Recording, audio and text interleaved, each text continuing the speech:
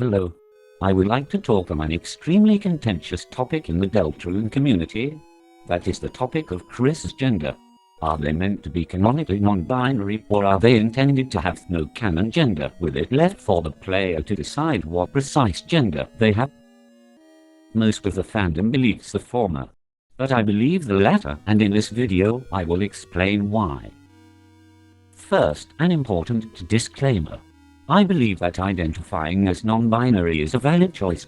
This video is not intended to create any hostility towards real-life, non-binary people or imply that their identities are invalid. It also is not intended to suggest that headcanoning Kris as non-binary is invalid. When I say that Kris is not canonically non-binary, I am not saying that Kris being non-binary would contradict canon. There are two types of non-canon statements. Those that contradict canon, like Kris is a monster, and those that simply aren't stated in canon, like Kris is 18 years old. Kris being non-binary is an example of the latter statement. I firmly believe that Toby intended it to be possible to view Kris as non-binary, and that it is a valid interpretation of the game. I just believe it isn't the only valid interpretation of the game. In addition, I use text-to-speech software for the narration in this video. This is because I do not believe I have a good speaking voice. It's a poor quality text-to-speech voice because finding free text-to-speech voices suitable for narrating large amounts of text is actually very difficult. Now, on to my argument. To start, an important point on grammar. The use of the singular they as a gender-neutral pronoun applicable to all people is widespread and almost certainly predates its use as a non-binary pronoun. In some cases it is used to refer to people who are known to use different pronouns.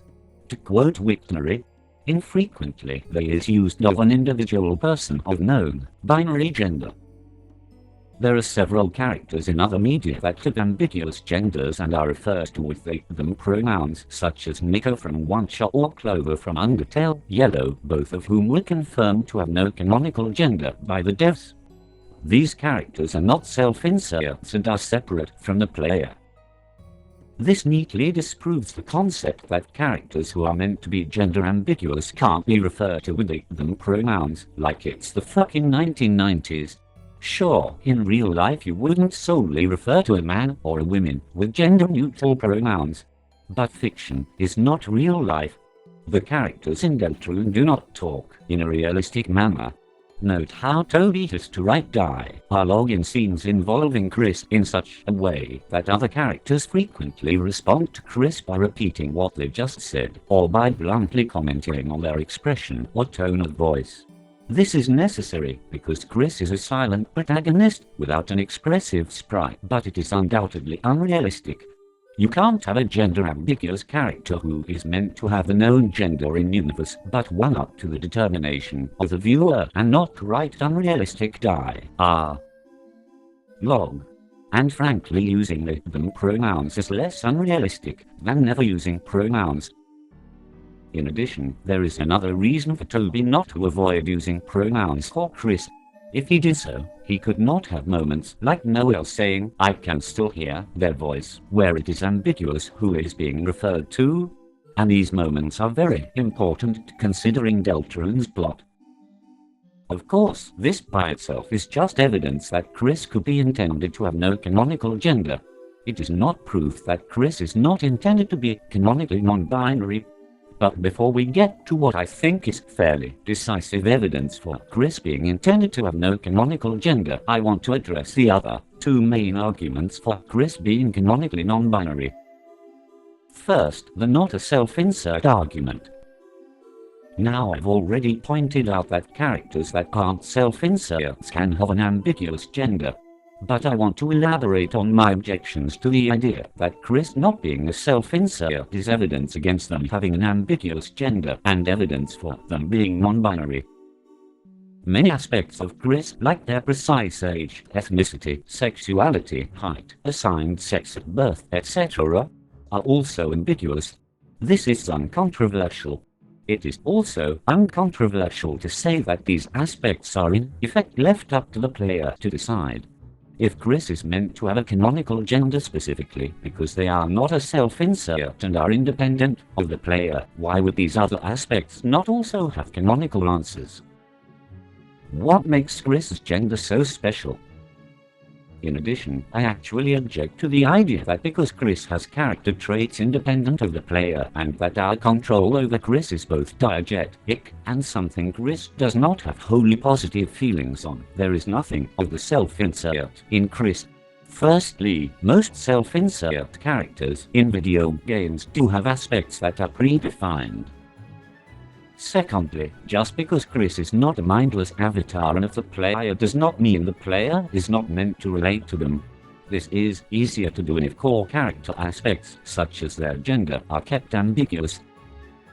Thirdly, Kris can't comment on self-insertion if it's impossible for the player to self-insert into them. The rug has to be there before it can be pulled out from underneath someone. And finally, Toby has done this before with Kara. Kara is very much their own character who can take actions that oppose the player, but is also to some extent a self-insert for the player. Indeed, Toby outright stated that players should name Kara after them. The second main argument is the infamous pronoun correction on the Chapter 2 reveal stream. He's stuck in a He's stuck in a cutscene. Yeah, You can't do it. Chris cannot reach They it. can't do it. They're stuck. Now I'm not going to argue about if this was or wasn't an intentional correction. What I'm going to do is present an argument for why this really isn't proof for Kris being canonically non-binary. This was an official stream used to announce the release of Chapter 2.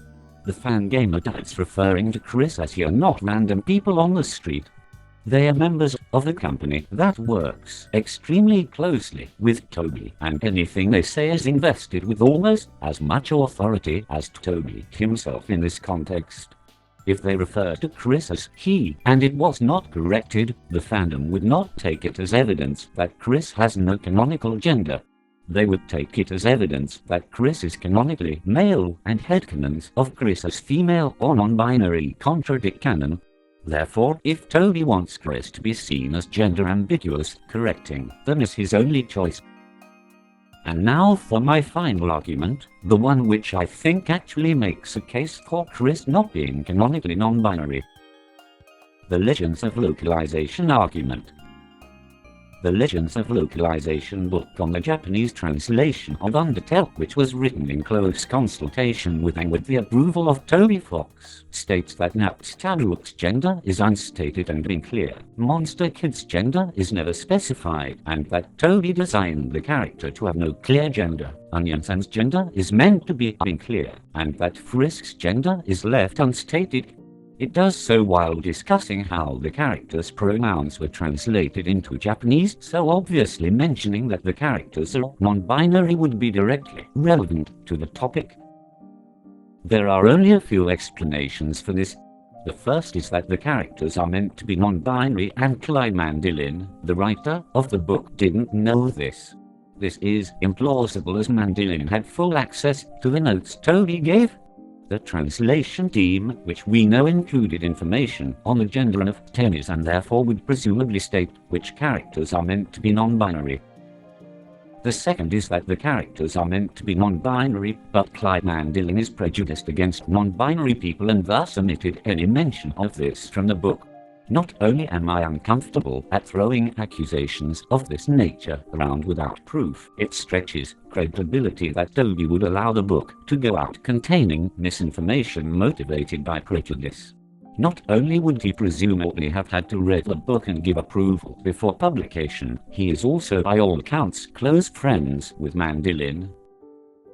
The third explanation is that the characters are meant to be non-binary, but Toby banned any mention of this in the book out of fear of igniting fandom discourse. The problem with this theory is it requires Toby to be a massive coward who caves into bigots and forces everyone else who works with him to as well. Now, you can in theory believe that of Toby, but I don't want to believe that, and I don't think most people who see Kris as non-binary want to either.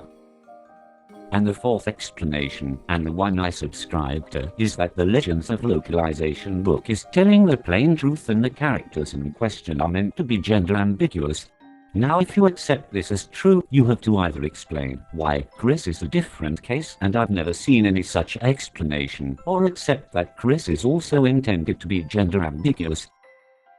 And finally, I just want to reiterate the point that not a single person officially associated with Deltarune has stated that Kris or any other character in Undertale or Deltarune is non-binary. There have been other times when members of the team have spoken out when they feel the fandom is misinterpreting things, so why wouldn't they want to correct the record on an arguably far more important issue? If Toby is stopping them, what reason would he have do that besides being a massive coward?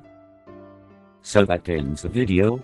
I once again reiterate that I believe identifying as non-binary is valid, and so is headcanoning Kris as non-binary.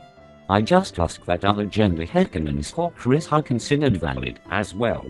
I hope that the comments to this video are calm and reasonable. I will try to respond to as many comments as I can, but I do note that if you use Twitter, your criticisms of me are automatically invalid on grounds of hypocrisy.